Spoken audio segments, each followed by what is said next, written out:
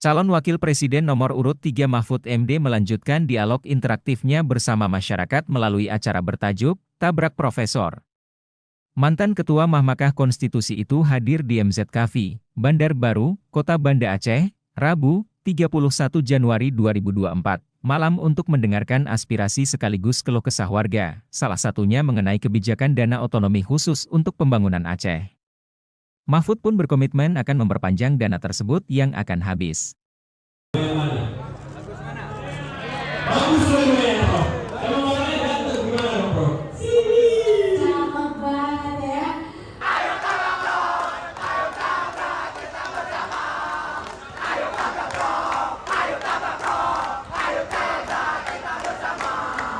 Kita dari YouTube ya, yang online tentunya ya. Ini dari Indra Yuriko ya dari itu. Prof mau tanya, menurut Prof, kondisi politik atau pemilu tahun ini dibandingkan tahun-tahun sebelumnya bagaimana, Prof? Dari Yurisada. Yang penting semua kita harus menyadari apa? Tentu saja suasana pendidikan di Aceh. Saya hari pertama kampanye di sini dari Sabang, ya.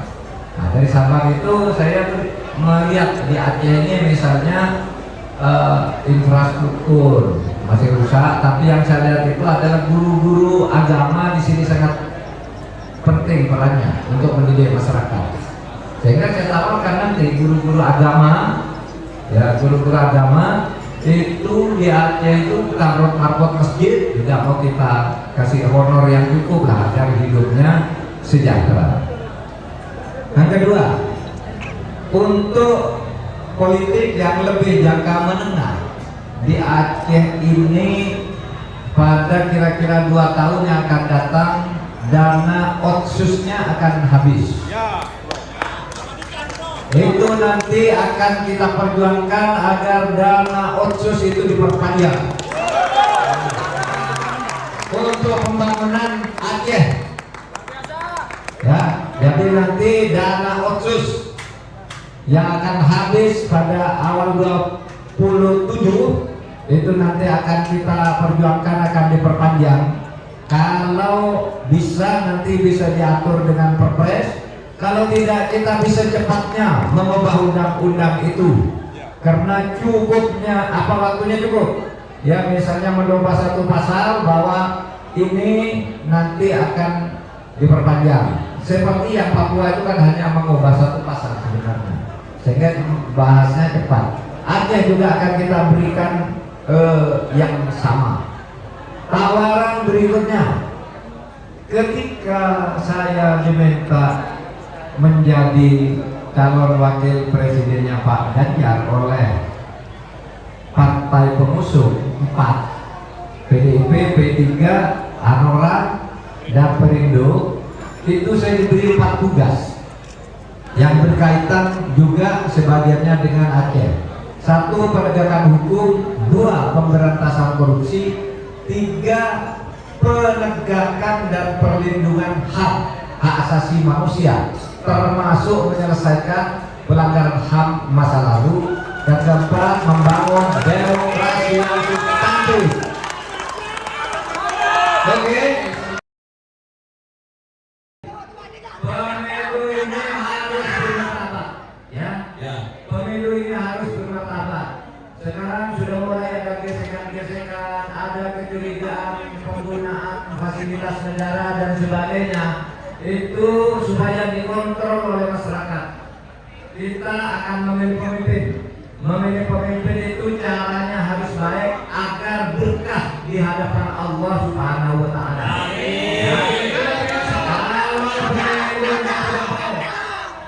Kalau pemilunya tidak baik, tidak akan ada berkah dan mungkin kesulitan demi kesulitan akan terus menghadang Indonesia ini. Mari bangun pemilu yang baik. Iya.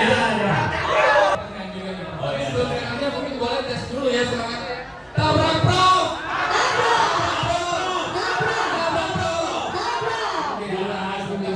Karena perhatian yang sangat kurang, pembangunan yang sangat kurang. Kira-kira apa yang akan Prof lakukan kalau nanti menjadi wakil presiden untuk Aceh, Prof? Begitu setianya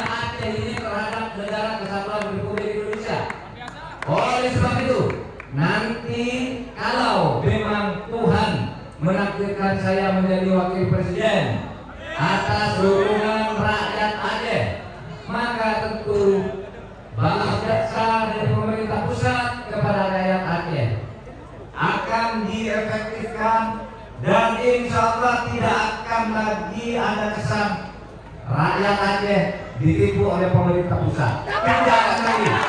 Waalaikumsalam. Perkenalkan, nama saya Muhammad Salim Mahmudi. Muhammad Salim Mahmudi. Prof, insya Allah ditakdirkan menjadi wakil presiden. Apakah bisa mengimbangi dana anggaran untuk dinas Dari Ketua BMWSK, Pak. dinas Ketua pendidikan daerah Aceh? Terima kasih, Bro. Ini ada 2 wilayah kementerian. Di Dinas Daya itu berada di bawah Kementerian Agama, sedangkan Dinas Pendidikan berada di bawah Kementerian Pendidikan dan Kebudayaan Ristek. Nah, oleh sebab itu kemudian mungkin dananya agak berbeda. Tetapi Dinas Daya ini, karena daya itu kalau di Indonesia pada umumnya sama dengan pesantren, itu nanti bisa didanai dari dana pesantren. Di Indonesia ini kita punya dana pesantren sesuai dengan undang pesantren sekarang ini sekitar 138 triliun. Dan beberapa kemudian yang untuk dinas daya ini nanti kita atur pembagiannya antara pusat dan daerah. Jadi insya Allah nanti kita urus secara seimbang, karena negara ini harus membangun lahiriah dan batiniahnya. Intelektualitas itu Kementerian Pendidikan, moralitas itu Kementerian Agama, yaitu termasuk di dalamnya daya dan pesantren.